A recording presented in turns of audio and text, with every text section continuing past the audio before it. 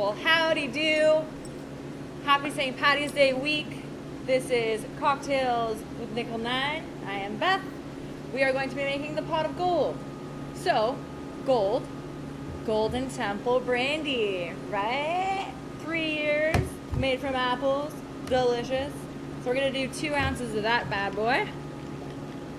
Then, we just launched our orange liqueur. So, purchase here. We're gonna do 1 ounce of this. And then we're gonna do 1 ounce of lemon juice. Now it's gonna make that nice gold color, but since it's St. Patty's Day,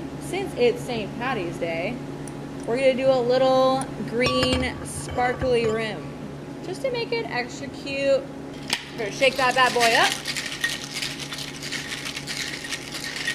Look at that pot of gold right there. And you're gonna garnish it with a lime twist. I'm just gonna drop it right in there. There we go. Pot of gold. Cheers.